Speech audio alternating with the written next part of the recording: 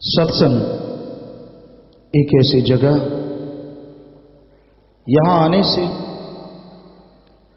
इंसान के जन्म जन्मों के पाप कर्म कट जाया करते हैं।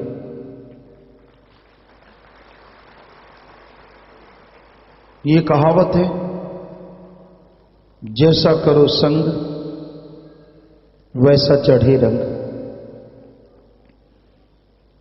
जिसके साथ जैसी सोहबत में आप बैठते हैं, जैसी किसी की भावना और आप पास बैठते हैं, उसका रंग लाजमी चढ़ जाता है। नशा करने वाले के पास बैठोगे,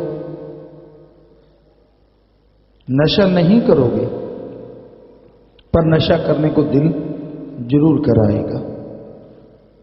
धीरे धीरे हो सकता है आप भी नशे में डूब जाएं। जुआरी के पास बैठोगे, हमेशा पत्ते लगाने की बात कहेगा। ऐसे लगाते हैं, वैसे लगाते हैं, नोट दुगने चौगने 10 गुना आ जाते हैं, इत्यादि इत्यादि। चाहे आप जुआ नहीं खेलते, लेकिन जुआ खेलने को दिल जरूर कराएगा। सो कहने का मतलब, जैसा करो संग वैसा चढ़े रंग। नमक की खान में कोई जाता है, कहते हैं नमकीन नमकमय हो जाता है। कोयले की खान में जाने से कोयले से बचा नहीं जा सकता।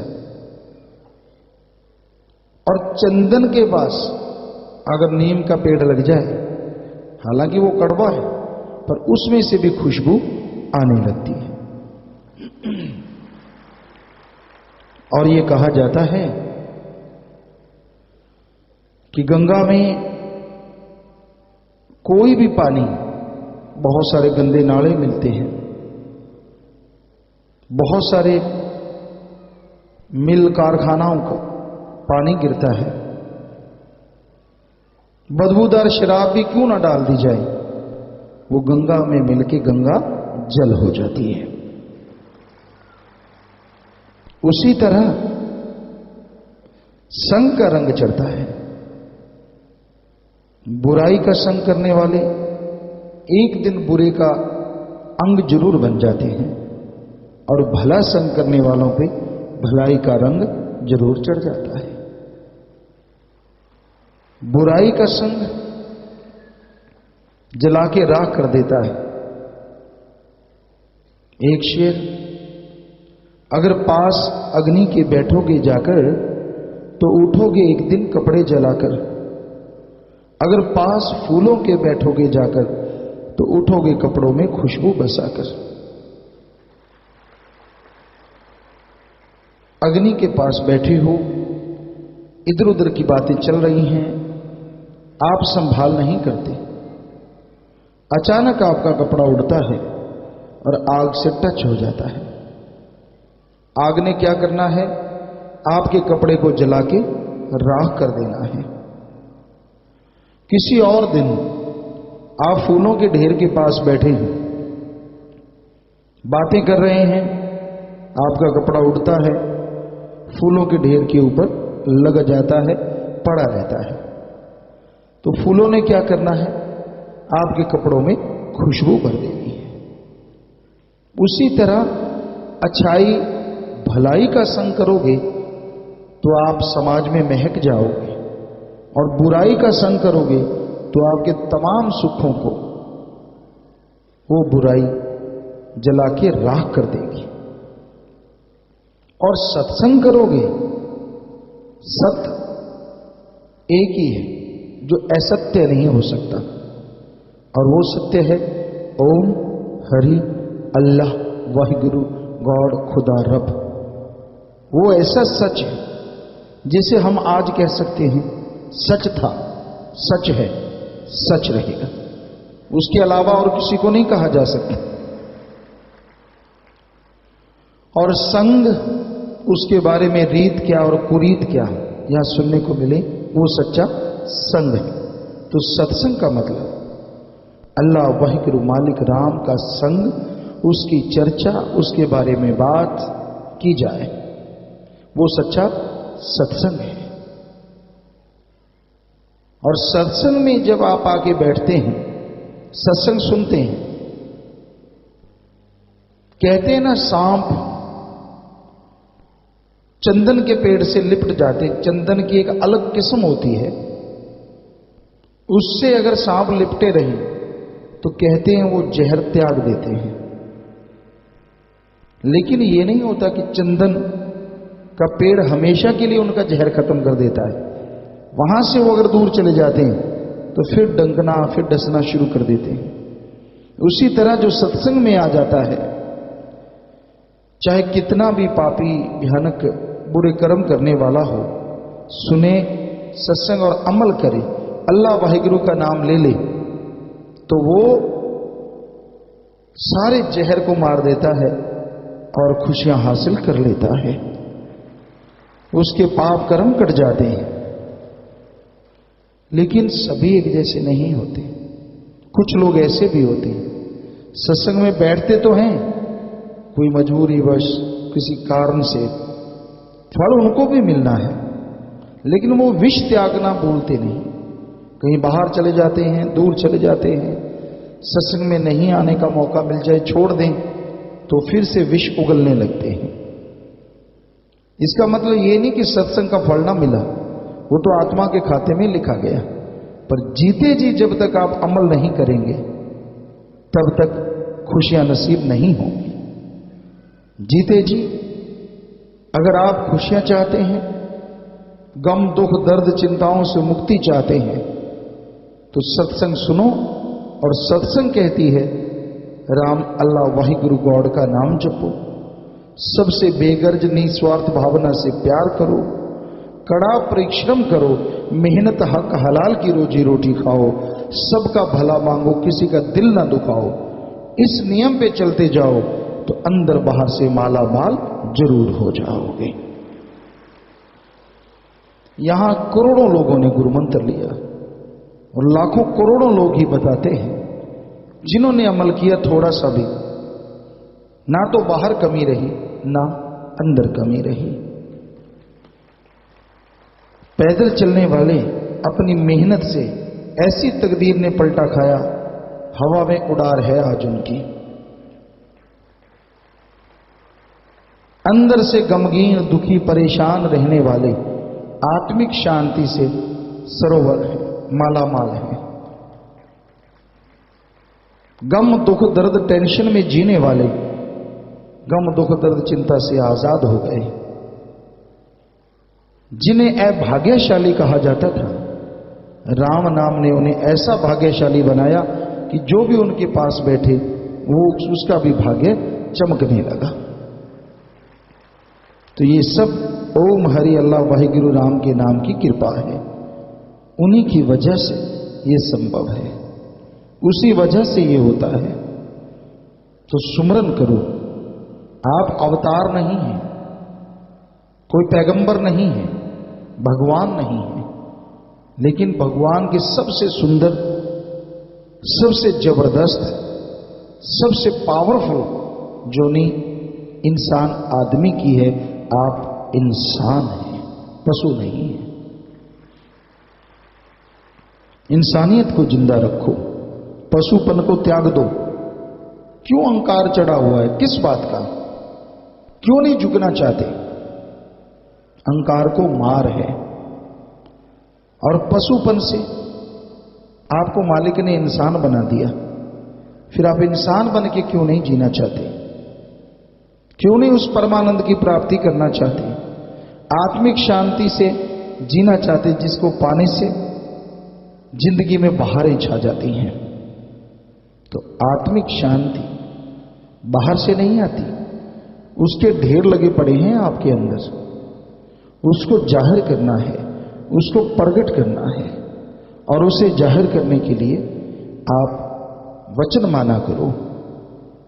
गलती इंसान से होती है, पर जिसका गुरु पीर पैगंबर होता है वो गलती नहीं किया करते, क्योंकि कदम कदम पे संत सदगुरु समझाते रहते हैं।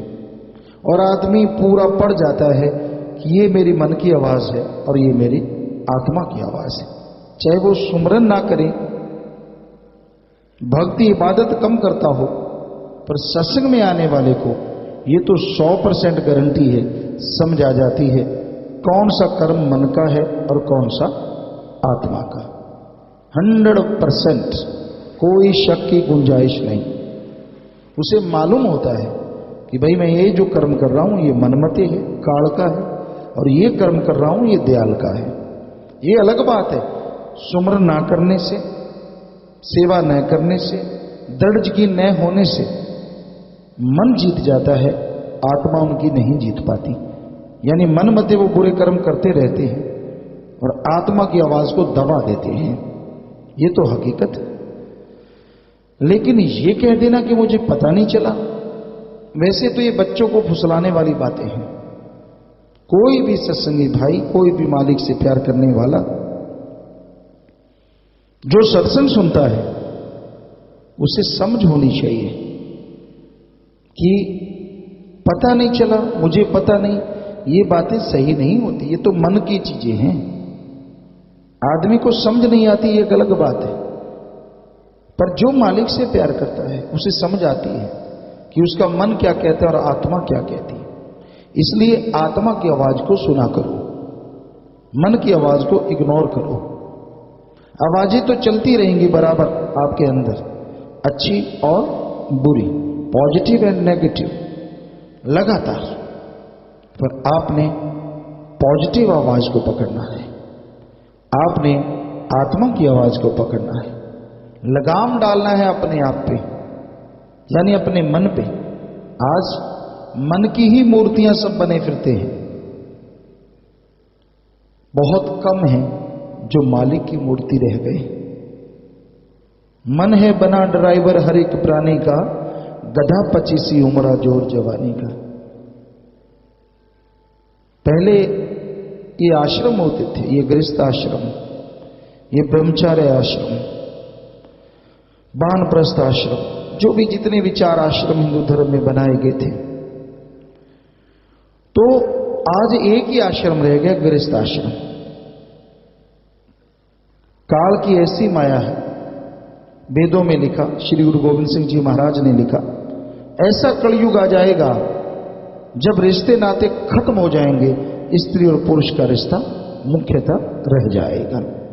आज वो टाइम आ चुका है। यहां बचाव है, गांव है, छोटे शहर कस्बे हैं, वहां बचाव है कुछ हद तक, लेकिन हालात बिगड़ती जा रही है। उन गुरुओं ने सैकड़ों साल पहले, हजारों साल पहले महापुरुषों ने लिखा, और आज कई देशों में, शायद इजराइल या कई 1-2 देश और हैं, तो उसमें कहते हैं ये डिमांड हो चुकी है, कानून से परमिशन ले रहे हैं कि बेटा अपनी मां से शादी कर सके। बताइए फिर रिश्ता क्या रह गया? बेटा अगर अपनी मां से शादी करेगा तो क्या गुरुओं वाली, हमारे ऋषियों वाली, जो वेद व्यास जी ने वेदों में लिखा, शास्त्रों में लिखा, क्या वो बात सच नहीं हो रही? स्त्री और पुरुष, अजी वो छोड़िए, उनमें लिखा हुआ था हालात बदतर होंगे। आज आदमी आदमी से शादी करवा रहा है, औरत औरत के ऊपर मोहित हुई पड़ी है। तो ये हालात बदतर से भी बदतर है, और कानून तक इसको सहारा दे रहे हैं कि ये सही है। अगर ये सही होता तो कुदरत ने नर और मादा बनाए ही क्यों? क्या भगवान पागल है? क्या उसके मालूम नहीं? कुदरत के जब जब भी इंसान उल्ट चला है, तब तब उसने रोग पैदा किए हैं, लाइलाज बीमारियां पैदा की हैं, और समाज में हमेशा गिरावट पैदा हुई है। तो आज कौन नहीं है, किस क्षेत्र में नहीं, किसी धार्मिक क्षेत्र को देख लो, जिसको मर्जी, कोई दुनियावी कोई भी क्षेत्र देख लो, ये चीजें शरेआम होती हैं, कहीं लुका छिपी में होती हैं। तो ये लेस्बियन या गे जो है, बहुत ही बुरा दुस्वप्न है इंसानियत के नाम पे। हकीकत है ये, और ये धर्मों में पहले बताया जा चुका था। तब तो बड़ी शर्म हुआ करती थी। बड़े हमारे कायदे कानून थे उस तरह। घूंघट का मतलब ये नहीं था कि पूरा मुंह छुपा के चलो। पर्दे का मतलब था कि औरत का जिस्म मालिक ने इस तरह का बनाया कि उसे काफी हद तक पर्दा चाहिए, वरना गुंडागर्दी फैल सकती है। और इसको लागू किया था हमारे संतों ने, पीर पैगंबरों ने। और बहुत ऐसी घटनाएं रेयर होती थी, कम होती थी। पर पश्चिम सभ्यता छाती जा रही है। इंसान मर्जी का मालिक है, कौन रोक सकता है। हम भी नहीं किसी को कुछ कहते, लेकिन बात पे बात आ गई तो आपको सुना रहे हैं। हमारी सभ्यता बड़ी ऊंची थी, बहुत बहुत ही बड़ी सभ्यता, संस्कृति। एक दूसरे की आंखों में रिश्तों के प्रति वफादारी झलकती थी। आज काम वासना की आंधी छाई रहती है। विषय विकार के नए नए तरीके इंसान खोज रहा है। किस तरह से बुरे कर्म करूं, कैसे बुरे कर्मों में लिप्त हो जाऊं, इत्यादि इत्यादि इत्यादि इत्यादि। रिश्ते नाते ताक पे रख दिए गए हैं। रिश्ते नातों की आड़ में बुरे कर्म होते रहते हैं। तो ये महापुरुषों के वो जो वचन कि ऐसा कलयुग आएगा, वाकई वो समय चल रहा है। और इसमें बचाव कैसे होगा? आदमी अगर बचना चाहे, सुख मिले, परमानंद मिले, खुशियां मिले, एक ही तरीका, सुमरन, भक्ति, इबादत, सत्संग। और ये भी कितनी बड़ी छूट कि बाकी युगों में सारी सारी जिंदगी लोग भक्ति करते थे, तब जाके मालिक की कहीं आस किरण नजर आती थी। और इस कलयुग में कोई सच्चे दिल से उस मालिक का नाम जपे, सुबह शाम थोड़ा थोड़ा, दृढ़ यकीन रखे, तो उसे दोनों जहान की खुशियां कुछ दिनों में हासिल हो सकती है। जिंदगी तो बहुत बड़ी है। और कैसा गजब का नाम का, राम का नाम लेके आए, अल्लाह वाहिगुरु गॉड का, साईं मस्ताना जी, दाता मालिक, कि आप लेटे हो, बैठे हो, काम धंधा करते हो, जीभा से, ख्यालों से उस मालिक का मूल मंत्र, उसका जाप करो। सारे देव फरिश्ते भी खुश होंगे, क्योंकि जो उस मालिक का नाम जपते हैं, जब वो खुश हो जाएंगे तो देव फरिश्ता कोई पीछे नहीं रहता, सब खुश हो जाते हैं। और हैरानी की बात, ना जंगलों में, ना पहाड़ों में, ना उजाड़ों में, ना काम धंधा छोड़ना, कर्म जोगी बने रहो और जीवा ख्यालों से ज्ञान जोगी भी बन जाओ। बड़ा आसान तरीका। वरना पुराने टाइम में पहले नहाओ जी, फिर धूप बत्ती करो जी, फिर ऐसे बैठो जी, 4-4 घंटे 5-5 घंटे समाधि लगाओ जी। और यहां इतनी छूट कि बस जाप करो, सही जो कर लिया वो मालिक की दरगाह में मंजूर होके रहेगा। क्या गजब है। और गजब काल ने भी मचा रखा है, फिर भी सुमरन नहीं करने देता। कहीं तो नाम लेके अलमारी में ताला लगा के रख देते, जब जरूरत होगी निकाल लेंगे। बीमारी आ गई, घर में परेशानी आ गई, कुछ होने लगा, तब अलमारी में से राम का नाम निकालते, तब जाप करते कि अब तो कर लो यार, मर जाएंगे। फिर तो एक्सप्रेस गाड़ी की तरह अपने आप सुमन चलता है, दड़ा दड़ दड़ा दड़ दड़ा दड़ दड़ा दड़। चाले मालिक, तेरी काली गो, पीली गो, नीली गो, पता नहीं कितने प्रकार की बनता रहता है। मैं तेरा बच्चा, मैं तेरा खास हूं, मैं तेरा ये, मैं तेरी रूह। पहले किसकी थी? पहले तो कभी याद नहीं आया। कई लड्डू खिलाएंगे, लड्डू खिलाता हूं तुझे, पेड़े खिलाता हूं तुझे, बर्फी खिलाता हूं तुझे, फला चीज। क्यों? पहले तो सूखी रोटी भी नहीं खिलाई मालिक को, आज बड़े पेड़े याद आ रहे हैं। काम जो लेना है उससे बुद्धू समझ रखा है भगवान को, जब जरूरत पड़े पेड़े दिखा के काम निकाल लो। अरे जो तुझे बनाने वाला है, क्या वो तेरे पेड़ों के लालच में आ सकता है? पर दिमाग से काम नहीं लेना, बस ये रीत चला रखी है खाने पीने वालों ने। आप समझते हो आप मालिक को बुद्धू बना रहे हैं, और जो मालिक के आसपास रहते वो आपको बुद्धू बना रहे हैं। डिब्बा रखो तो सही, थोड़ी बार देखना ऐसे टूट पड़ते हैं जैसे क्या कहें। तो आप दे रहे हो, आदमी दे रहा है, आदमी खा रहा है, मालिक का तो सिर्फ नाम ले रहा है, बीच में रगड़ा रगड़ी, दे तेरे की ले तेरे की। ये दे रहे हैं वो खा रहे हैं, ये दे रहे हैं वो खा रहे हैं, मालिक के गुण गा रहे हैं। भाई मालिक है भाई, और गुण भी टेम्परेरी। तो कैसे मालिक खुशियां देगा? कैसे परमानेंटली खुशियां रहेंगी? कैसे आपके अंदर सुरूर और चेहरे पे नूर होगा? बुझे हुए चेहरे, लटके हुए चेहरे, पगलाए हुआ इंसान, बुरा हाल, अहंकार में अकड़ा, यूं सत्संग में देख लो कायदा है बैठने का। जिनको अहंकार या कोई खुदी है तो वो अलग सी मेज मन कहते नहीं ऐसे बैठ, ताकि पता चले मैं नहीं मानता ममता, तो इसमें किसी पे धौंस नहीं है। मत मानो भाई, फिर मानोगे तो खुशियां हासिल होंगी। हाँ किसी को बीमारी है भाई, वो बुरा ना मानना, उसकी वजह से कई बार कुर्सियों पे या नीचे इस तरह से बैठना पड़ता है, वो तो एक अलग बात है। पर ये संस्कार हैं, पता चल जाता है कि आपके माँ बाप ने क्या संस्कार भरे हैं आपके अंदर, कैसी खसलत के आप मालिक हैं, अहंकारी हैं या कैसे हैं, साफ पता चलता है। क्योंकि इससे साफ झलकता है कि आपके अंदर अच्छे संस्कार हैं या बुरे संस्कार। अच्छे संस्कार वाला इंसान को हमारे धर्मों में सिखाया जाता है कि कहीं भी आप मालिक की याद में बैठे, आलती पालती मारो या इस तरह से बैठो, दीनता नम्रता से बैठो, ओपन माइंड नैरो माइंड होके ना बैठो, ताकि क्या पता कब हाथ यूं फैलाए बैठे हो, बरसात हो रही है, क्या पता कोई हीरा ही हाथ में आके गिर जाए, राम जाने। और चुप बैठे हो, क्या पता कोई ईंट सिर पे लगे और काम तमाम हो जाए। तो आंखें खोल के हाथ फैला के, मतलब दीनता से नम्रता से, सत्संग में अहंकार ना दिखाओ, क्या भरोसा क्या हो जाए, मालिक देख रहा होता है, सब डरा डराया रह जाएगा।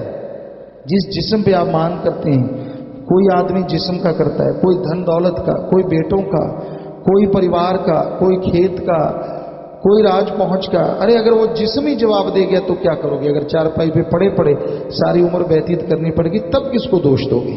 तब दिखाना अहंकार, जब गर्दनी ना उठ पाई यूं। तो इसलिए दीनता नम्रता धारण करो। जो झुक गया सो पा गया, जो तन गया सो गवा गया।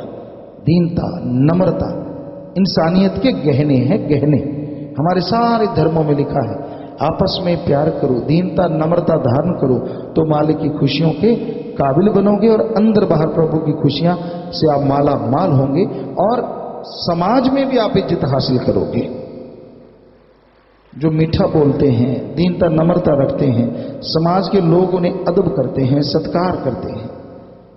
और जो कड़वा बोलता है वो सामने खड़ा हो, आदमी कहता है यार चाहे आधा किलोमीटर दूर ही जाना पड़े, सामने वो खड़ा है। पंजाबी इस तरह से कहते सुने, बल्ले मत्थे बड़ा खड़ा है।